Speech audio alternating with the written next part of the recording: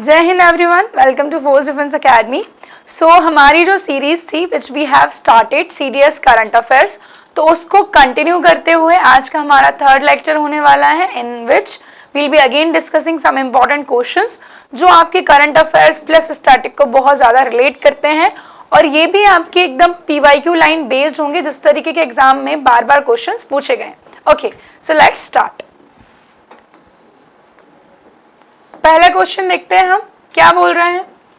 First question, यहाँ पर एक क्वेश्चन पूछा गया था एस्टेरॉइड्स एंड कॉमेट से रिलेटेड, जो कि एक बहुत बेसिक सा क्वेश्चन है जो कि आपके एग्जाम में हम कहें ज्योग्राफी के प्रोस्पेक्टिव से काफी ज्यादा इंपॉर्टेंट हो जाता है। हम देख लेते हैं, यहाँ पर भी इस क्वेश्चन को भी देखेंगे, इसको भी देखेंगे। Asteroids are the small rocky planetoids while comets are formed of frozen gases held together by rocky and metallic metals। बिल्कुल सही बोला है।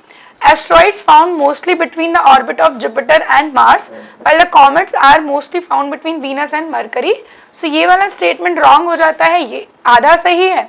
That asteroids जो होते हैं वो जुपिटर और मार्स के बीच में एस्ट्रॉइड बेल्ट हमको मिलता है, but the half statement is wrong। Comets show a perceptible glowing tail while asteroids do not। तो जो कॉमेट्स होते हैं उनको देखिएगा आपको एक ग्लोइंग उनकी जो टेल है वो नजर आती है, एस्टेरॉइड्स में ऐसा कुछ नजर नहीं आता। तो 1 और 3 यहाँ पर करेक्ट हो जाएगा। क्वेश्चन हमारा जो रीसेंट क्वेश्चन है वो क्या बोल रहा है, वो ये बोल रहा है recent the term Ryugu was in the news, it is associated with, ये क्या है। तो आप इसके थ्रू आंसर दे सकते हैं। डीएनए बेस्ड कोविड-19 वैक्सीन है, स्पेस रॉक है, newly formed country in Indo Pacific region है, या फिर research facility on the space station है। What is gonna be the right answer of this question? So it is B यानी कि space rock.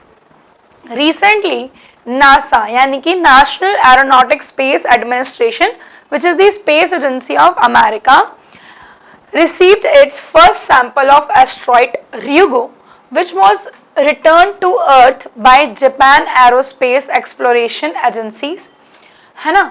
और इसका जो एयरक्राफ्ट था, स्पेस क्राफ्ट था बेसिकली, वो कौन सा है, हायाबुसा 2 स्पेस क्राफ्ट। किसका? जापान एरोस्पेस एक्सप्लोरेशन एजेंसी का। अब ये है क्या, उसको समझते हैं। Ryugu, a diamond shaped space rock, is orbiting the sun between the earth and Mars। तो ये रॉक मिली है जो क्या कर रही है, सन को बेसिकली सन के पर्टिकुलर ऑर्बिट में रोटेट कर रही है, रेवोल्यूशन कहेंगे इसको, जो कि अर्थ और मार्स के बीच में है, ठीक है। और इसके अलावा रशिया स्पेस एजेंसी, रॉस्कोमॉस नाम है इसका, attach the significantly larger module नौका which will serve as a country's main research facility on the space station। So this is the another news related with the, कहना चाहिए, space, ठीक है। नौका क्या है, तो नौका बेसिकली लॉन्च हुआ था from Baikonur cosmodrome in Kazakhstan using a proton rocket and it will serve as a new science facility. ये क्या कर रहा है, एक नई साइंस फैसिलिटी के तौर पर काम कर रहा है। नेक्स्ट हम देखेंगे क्वेश्चन सोलर स्टॉर्म से। हालांकि एक क्वेश्चन मैंने इससे कल भी कराया था आपको।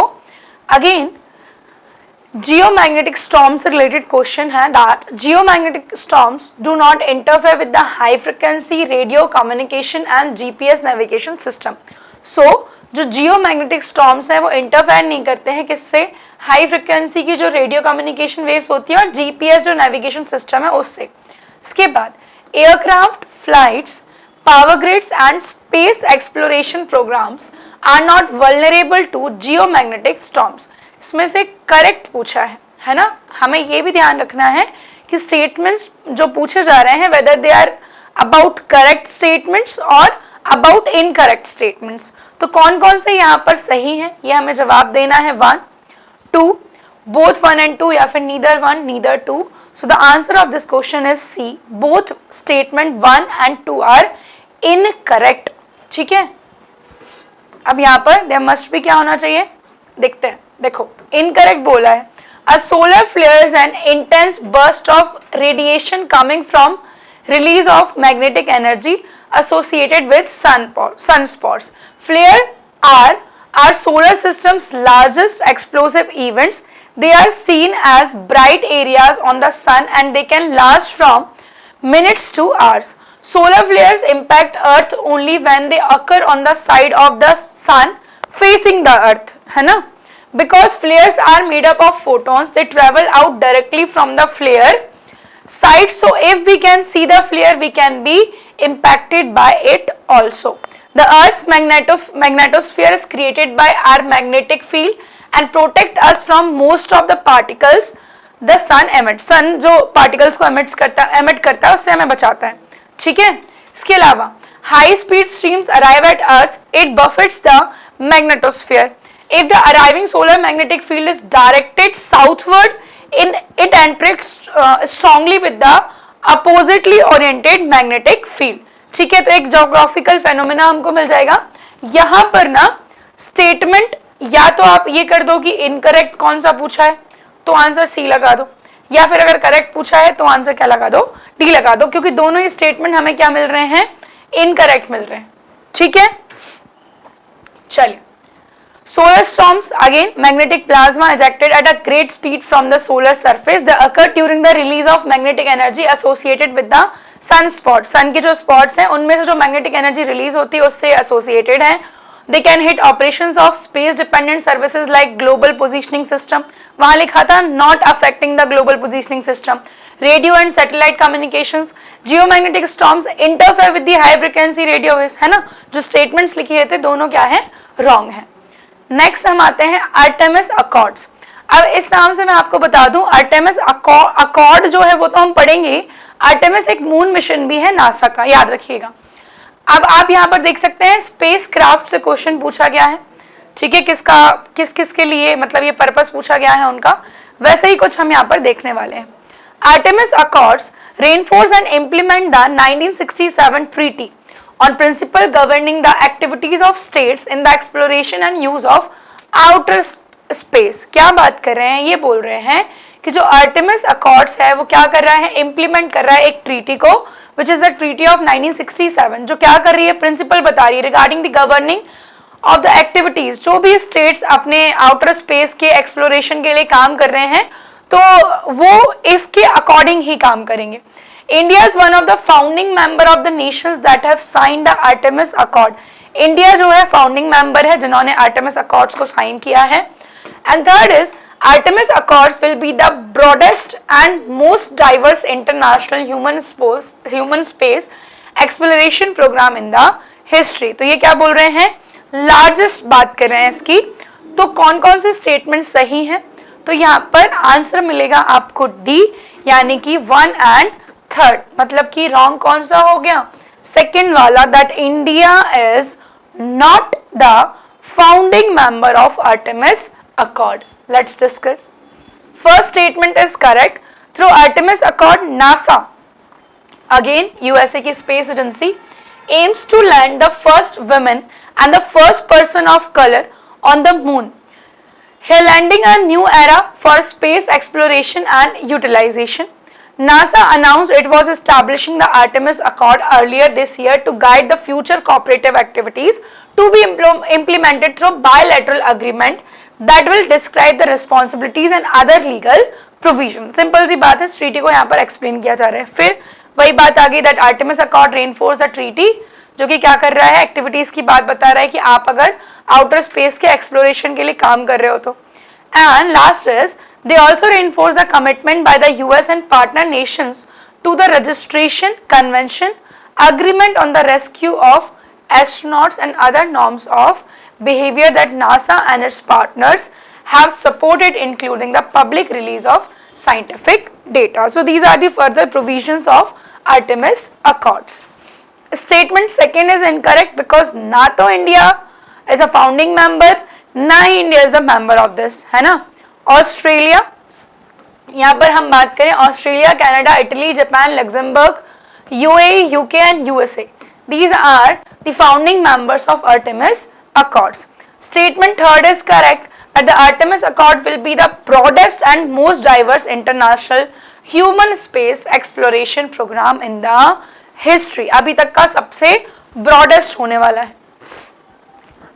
Consider the following statement with respect to the recently held Devayatanam conference, ठीक है। सो देखिए कॉन्फ्रेंस वगैरह जितनी भी आपकी इंटरनेशनल समिट एंड कॉन्फ्रेंस होते हैं, दीज आर दी, कहना चाहिए मोस्ट इंपॉर्टेंट क्वेश्चंस, है ना। तो यहाँ पे देवयातनम कॉन्फ्रेंस की बात कर रहे हैं, क्या है ये, आप यहाँ प्रीवियस ईयर देख सकते हैं, स्मार्ट इंडिया हैकाथॉन से क्वेश्चन पूछा गया था। It aims to highlight the richness of Indian culture that is reflected through the fascinating architecture of Indian temples.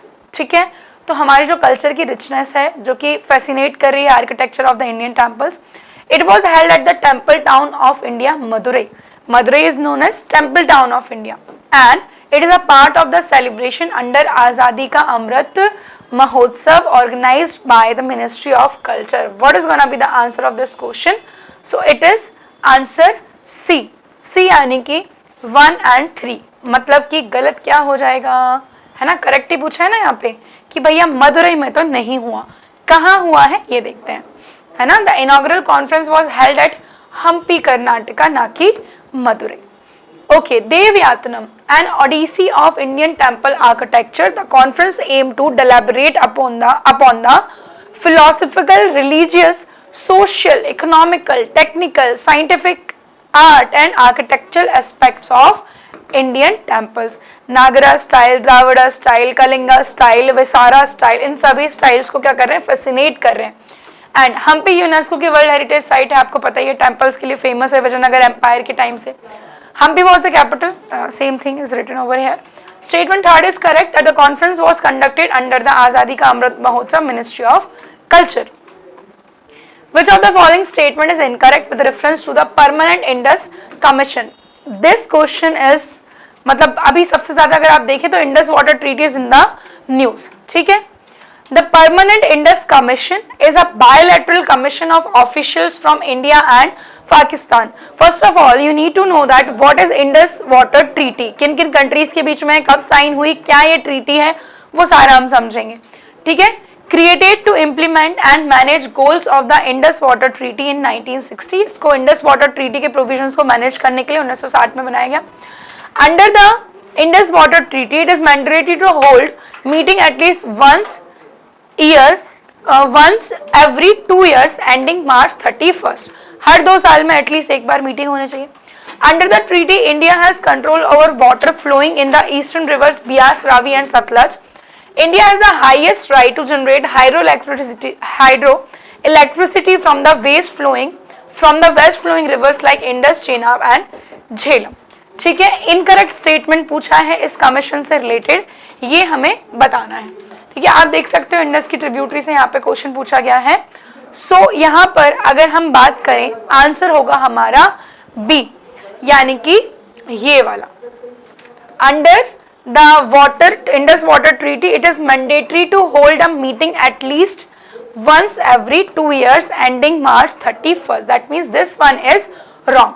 Okay, तो इसकी जगह पर क्या होगा वो देखते हैं हम। Permanent Indus commission of the Indus water treaty, वही उस ट्रीटी को रेगुलेट करने के लिए बनाया गया था। और यहाँ पर हर साल एक आपको मिलेगा क्या ना, the shall meet regularly at least once a year alternatively in India and Pakistan, एक बार इन इंडिया एंड एक बार in Pakistan. The Indus Water Treaty was signed in September 1916 with the World Bank standing guarantee. Guarantee किसकी थी भैया, world bank की, for any dispute resolution. Broadly, according to this treaty, water of the 3 western rivers, Jhelum, Chenab and Indus itself. As we know that there are 5 major tributaries of Indus, Ravi, Beas, Jhelum, Satluj, है ना, and Chenab, were allocated to Pakistan. कौन सी, Jhelum, Chenab and Indus. And those of the 3 eastern rivers, Ravi, Beas and Satluj, were allocated to India. These 6 rivers together are called the Indus River system. Under this treaty, the India is conferred with the right to generate hydroelectricity through a run of the river projects on the western river subject to the specific criteria for design and operation. तो यहाँ पर India को right दिए गए हैं, है ना, hydroelectricity के इन रिवर्स के, Indus, Chenab and Jhelum. Okay.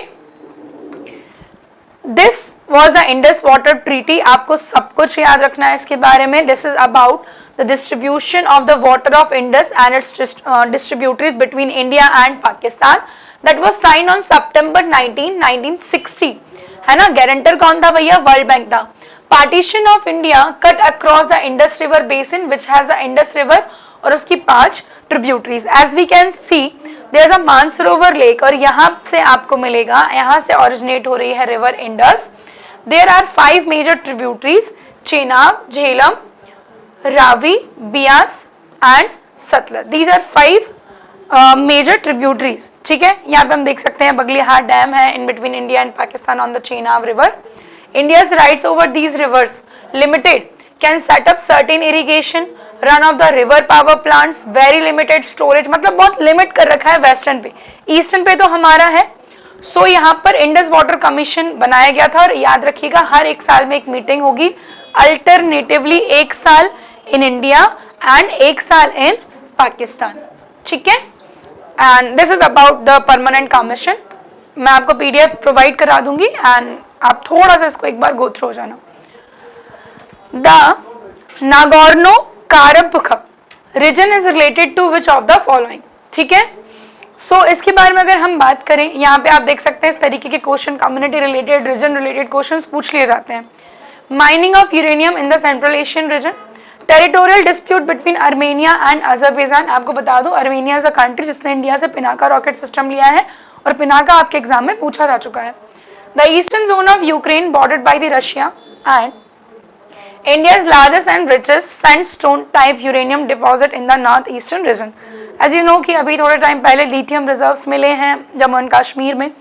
Lithium कहना चाहिए साइट्स भी मिली हैं अर्जेंटीना में, जो कि इंडिया मतलब इंडिया उसको लीज पे लेने वाला है। यहाँ पर क्या है, नागोर्नो काराबख। ठीक है, सो आंसर होगा हमारा बी, यानी कि territorial dispute between Armenia and Azerbaijan. आपको पता है रीजन रिलेटेड क्वेश्चंस बहुत ज़्यादा पूछे जाते हैं आपके एग्जाम में। Nagorno Karabakh is a landlocked region in the south Caucasus countries आपने सुनी होंगी, जॉर्जिया, अजरबैजान, आर्मेनिया इनको बोलते हैं। Within the mountainous range of Karabakh lying between Lower Karabakh and Syunik and covering the south eastern range of Lesser Caucasus mountains. ये देख सकते हैं आप, यहाँ पे आपको मिलेगा अजरबैजान, यहाँ पे मिलेगा आपको आर्मेनिया और यहाँ कहीं रीजन हमको देखने को मिल जाएगा। ठीक है, the country's largest and richest sandstone type uranium deposit is located in Domiasiat and Wahkhyn areas of the west Khasi hills district of Meghalaya. जो 4th ऑप्शन लिखा था ना कि इंडिया का है, तो ये याद रख लेना आप, ये यहाँ पे पॉइंट डाल दिया है कि जो largest and richest sandstone type uranium deposit है वो कहाँ पर मिलता है, हमको मेघालय में मिलता है।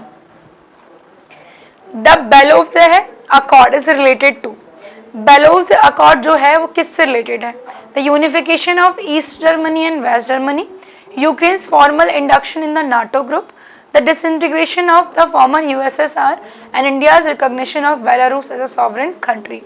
What is going to be the right answer? So the answer is C, the disintegration of USSR.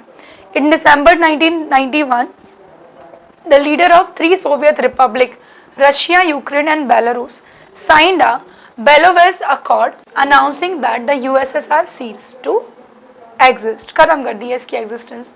And the agreement was signed in Belovezh, जो कि कहाँ है, बेलारूस में है, दिसंबर 1991 में, जिसके बाद डिसइंटीग्रेशन हो जाता है यूएसएसआर का। So this is the history of USSR. 15 यहाँ पर आप कह सकते हो मेंबर्स थे, Armenia, Azerbaijan, Belarus, Estonia, Georgia, Kazakhstan, Kyrgyzstan, Latvia, Lithuania, Moldova, Russia, Tajikistan, Turkmenistan, Ukraine and Uzbekistan. This was the area. ये 15 कंट्रीज आपको मिल जाएंगी and this was the region of USSR. और याद रखना किस अकॉर्ड के थ्रू इसको क्या किया गया था, डिसइंटीग्रेट किया गया था एंड कब ये साइन हुआ था, तो दैट वॉज साइन इन 1991। ठीक है, चलिए आगे बढ़ेंगे, नेक्स्ट क्वेश्चन देखेंगे। अभी आपको पता ही है रशिया यूक्रेन इतना ज़्यादा न्यूज़ में, आसानी से क्वेश्चन बन सकते हैं, और जब ये टूटा तो ये आपकी कंट्रीज बनी है, ये रशिया, यूक्रेन, बेलारूस, पोलैंड तो खैर ठीक है एग्जिस्ट करता ही था, ये याद रखिएगा। ये बाल्टिक सी है, Lithuania, Latvia and Estonia, and these 3 countries are known as Baltic nations. Okay, consider the following statement with respect to one station one product programme. अभी अमृत स्टेशन स्कीम भी रेलवे ने चलाई है, तो ये कुछ रेलवे से फैक्ट हैं जो आप याद रखेंगे। The concept aims at promoting the supply chain of local products and making it popular on a national level. ठीक है, it will be implement with the help of ministry of railway. क्या बात कर रहे हैं, सप्लाई चेन को बढ़ा रहे हैं, नेशनल लेवल पर पॉपुलर कर रहे हैं, और मिनिस्ट्री ऑफ रेलवे इसको क्या करने वाली है, इम्प्लीमेंट करने वाली है। कौन सा स्टेटमेंट करेक्ट है, सी, यानी कि both the statements are correct. The union finance ministry propose the popularisation of the one station one product, और इतना ये बढ़ चुका है, वन डिस्ट्रिक्ट वन प्रोडक्ट तक भी पहुंच चुका है। Ministry of railway is the implementing agency of this particular agenda. Consider the following statement with reference to the National Monitoring Framework on Sustainable Goal, SDG 17 है। काफ़ी क्वेश्चन यहाँ मिल जाते हैं, यहाँ पे अगेन क्वेश्चन पूछा गया है सस्टेनेबल डेवलपमेंट गोल से, बात करते हैं इसके बारे में। The union government constituted steering committee, है ना, जब भी हम कॉन्स्टिट्यूशन पढ़ते हैं, कमिटीज, टाइप ऑफ कमिटीज पढ़ते हैं, so there are two type of committee, permanent committees and steering committees. So steering committees for reviewing and refining the national indicator framework for monitoring of the SDGs chaired by Chief Statistician of India and Secretary Ministry of Statistics Program and Implementation। Review करने के लिए committee बनाई गई, steering committee। Based on the statistical indicator provided by this committee, the Niti Aayog will bring out national report on implementation of SDGs in India। तो इस committee की report पर जो नीति आयोग है वो क्या करने वाला है, एक और रिपोर्ट लेकर के आएगा जो बताएगा कि इंडिया में किस तरीके से सस्टेनेबल डेवलपमेंट का क्या हुआ है, इम्प्लीमेंटेशन हुआ है। तो इन स्टेटमेंट के बारे में अगर हम बात करें तो statement 1 is correct and second is wrong. देख लेते हैं। स्टेटमेंट 1 जो लिखा था वही लिखा है, कोई बात दिक्कत नहीं है। सेकेंड की बात कर लेते हैं। The high level steering committee will review the national indicator framework, है ना, a regular basis for its improvement and based on these statistical the MOSPI, वही स्टैटिकल वाली आपकी जो मिनिस्ट्री है ना, programme and implementation, will bring out national report. NITI Aayog नहीं लाएगा, ये मिनिस्ट्री क्या है, इस पर रिपोर्ट लाएगी। नेक्स्ट आते हैं, which of the following statement is are correct regarding the ZyCoV D. ZyCoV D क्या है, इससे related statement. It is world's first and India's indigenously developed DNA based vaccine for COVID-19 to be administered in humans including the children and adult 12 years and above. The Department of Biotechnology along with the WHO supported Zydus Cadila in the Zycov-D development। कौन कौन से statements are correct है, ठीक है। तो statement 1 is correct and second is incorrect. बात कर लेते हैं इसके बारे में। Zydus Cadila has received approval for emergency use authorization from the Drug Controller of India, जो कि क्या है, DNA बेस्ड वैक्सीन है, जो कि चिल्ड्रन को भी इंक्लूड कर रही है, अबव 12 ईयर्स को भी इंक्लूड कर रही है। And the thing is developed in the partnership with the department of biotechnology, government of India, under the mission Covid सुरक्षा, ऐसा भी कोई मिशन है। And implemented by Birac Zycov-D has been supported under COVID-19 research consortia through National Biopharma Mission. Consider the following statement with reference to the Special Accelerated Road Development Program, है ना। तो इसके बारे में बात की जा रही है, क्या फुल फॉर्म है इसका, Special Accelerated Road Development Program। The Special Accelerated Road Development Program for Northeastern Region aimed at improving road connectivity along the border region and mainland by the Border Road Organization. The program initiates from the lower part of the northeastern region, that is Mizoram, followed by Meghalaya and Nagaland, है ना। Lower part से start हो रहा है, Mizoram, then Meghalaya, then Nagaland, और यहाँ पर और क्या बात कर रहे हैं, नॉर्थ ईस्टर्न कनेक्टिविटी को इम्प्रूव करने के लिए। कौन कौन से statements are correct, so both the statements are incorrect, ठीक है। both the statements are incorrect मतलब neither one neither two। देखिए, Ministry of Road Transport and Highway has taken up an ambitious special accelerated road development program for development of road network in the northeastern state of the country, and this program envisages providing road connectivity to all the district headquarters। Border regions की बात कर रहे थे, but this is about the district headquarters in the north eastern region by minimum 2 lane highways. Second one is wrong because the programme is planned in 2 phases। Including Arunachal, है ना, including Arunachal package phase A is under progress and B is conceptual stage. Under this Arunachal में इतने particular kilometres का road बनने वाला है, जबकि हम बात कर रहे थे कि lower area, Mizoram, Meghalaya, Nagaland, this. Next आता है, which of the following statement is incorrect with respect to the recent approved National Land Monetization Corporation? Recently इसको अप्रूव किया गया है। Its object is to carry out monetization of government and surplus land and building asset of central public sector enterprises and other government agencies. Second, the NLMC will be partly owned by the Government of India company and various public sector enterprises. Third, it will set up under the administrative jurisdiction of Union Ministry of Commerce and Industry. या फिर D, both B and C, National Land Monetization Corporation. So the answer is D. B and C both are correct. ठीक है, B and C दोनों लिखे क्या हुए हैं कि ये क्या करेगी, partly owned by the government and government of India company and various public sector enterprises PSUs, and ये काम करेगी under the ministry of commerce and industry.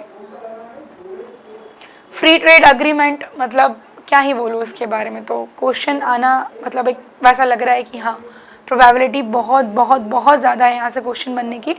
देखते हैं इसको क्या बोल रहे हैं। The very objective of FTA is the opposite of the concept of trade protectionism और इकोनॉमिक आइसोलेशन। अपोजिट है ना। Sri Lanka became the first free trade partner of India. India has free trade agreement with all the SAARC nations barring the Pakistan and none of the above is correct. क्या होना चाहिए answer? Answer must be C. C यानी कि India ने सारे SAARC Nations के साथ, ASEAN के साथ भी, इनफैक्ट आसियान हो गया, सार्क हो गया, इनसे आपको क्या मिल जाएगा, फ्री ट्रेड अग्रीमेंट मिल जाएगा, बट पाकिस्तान के साथ नहीं है ना। क्या पूछा है यहाँ पर? इनकरेक्ट पूछा था, ठीक है।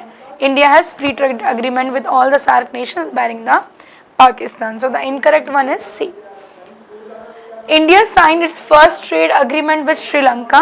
India had FTA with Nepal, Bhutan, Thailand, Singapore, पूरा ASEAN, Japan and Malaysia, and not all SAARC countries. कुछ एक दो बच ही रही हैं. Although India has signed preferential trade agreements such as Asia Pacific Trade Agreement, Global System of Trade Preference, तो ये कुछ बाकी के मिल जाएंगे, पर अगर सार्क को हम रिप्लेस कर देते आसियान से तो स्टेटमेंट क्या हो जाता, करेक्ट हो जाता, because India has signed free trade agreement with all the member countries of ASEAN. With reference to the Char Chinari island recently in the news, which of the following statement are correct? Char Chinari island से कौन सा statement जो है correct है, ये हमें यहाँ पर बताना है। कल भी मैंने आपको एक क्वेश्चन कराया था which was related with Solomon island, तो ये आप याद रखेंगे, ठीक है। देखते हैं, चलिए क्या बोल रहा है। The name of the island is dried from the trees that grow in the region. Char Chinari क्या वो पेड़ हैं जिनसे ये नाम आया है? It was built by the Mughal emperor Aurangzeb. The island situated at the Wular lake of Kashmir. कौन कौन से स्टेटमेंट्स जो हैं यहाँ पर करेक्ट हैं, ये ऐसा पूछा है। सो आंसर इज बी, यानी कि only first is correct, 2 and 3 are wrong. तो चार चिनारी पेड़ की वजह से ये नाम पड़ा हुआ है इसका, ये आप याद रखेंगे। दूसरा, it was constructed by Murad Bakhsh, the brother of Mughal emperor Aurangzeb.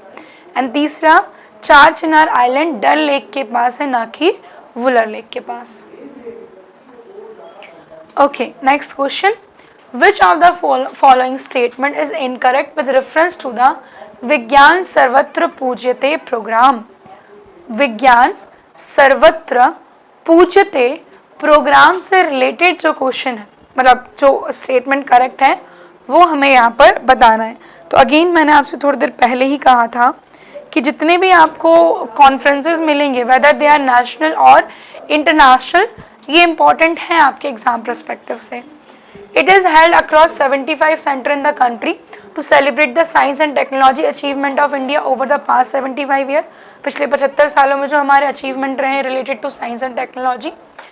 Second, the Vigyan Sarvatra Pujate is a part of Azadi Ka Amrit Mahotsav and organized by the government's various science and technology organization in close partnership with the agencies at the level of the states.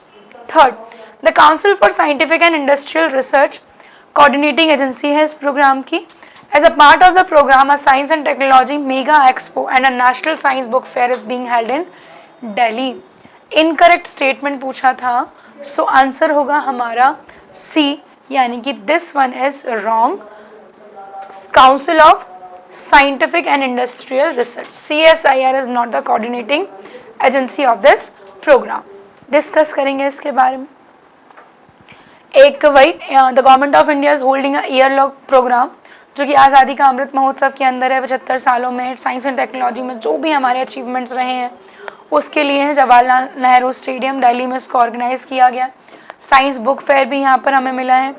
It is jointly organised by the department of science and technology, department of biotechnology, council of scientific industrial research, Ministry of Science, Department of Atomic Energy, Department of Space and various agencies. So not CSIR only the coordinating agency of this. Okay. So this was the last question of the day and I just hope कि आपको video helpful लग रही होगी. आप अगर इसको बार बार एक बार आप वीडियो को देखने के बाद आप अगर PDF पढ़ेंगे तो आपको समझ में आएगा कि क्या क्या आपने गेन किया है. तो सीरीज को कंटिन्यू देखें, ऐसा नहीं कि आपने एक वीडियो देख ली इसके बाद आप अगली वीडियो नहीं देख रहे हैं. सो हम लोग मिलेंगे कल. टाइमिंग शाम को 9 बजे की है एंड थैंक यू. जय हिंद.